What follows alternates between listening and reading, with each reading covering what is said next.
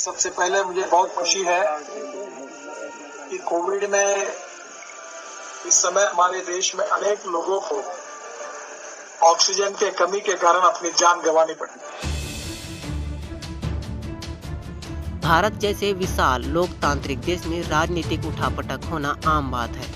कई नेता ऐसे होते हैं जिनके कहे हुए शब्द सोशल मीडिया की सुर्खियां बटोरती नजर आती हैं, या फिर यूं कहें कि वे हंसी के पात्र बन जाते हैं। कुछ ऐसा ही मामला आज देखने को मिला। एक वर्चुअल कार्यक्रम को संबोधित करते हुए केंद्रीय मंत्री नितिन गडकरी की जुबान अचानक फिसल गई। उन्होंने ऑक्सीजन की कमी के चलते कोरोना मरीजों की मौत पर खुशी जता दी। उन्होंने कहा कि सबसे पहले मुझे बहुत खुशी है कि कोविड से इस समय हमारे देश में अनेक लोगों को ऑक्सीजन की कमी के कारण अपनी जान गंवानी पड़ी।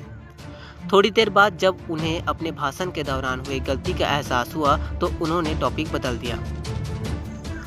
दरअसल प्रयागराज के नैनी स्थित सरस्वती हाईटेक सिटी में प्रभाव या इंडस्ट्री के ऑक्सीजन प्लांट के शिलान्यास कार्यक्रम को दिल्ली से ऑनलाइन संबोधित कर रहे थे।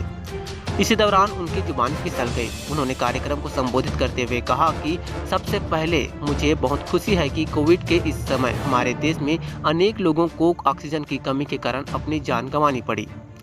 इसके बाद उन्होंने अपनी बात की टाल दी।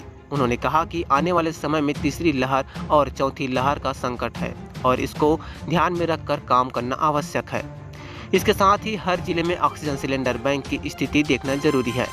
आवश्यकता पड़े तो राज्य सरकार द्वारा हर जिले की चिकित्सा व्यवस्था में 4000 से 5000 सिलेंडर शामिल किया जाएगा।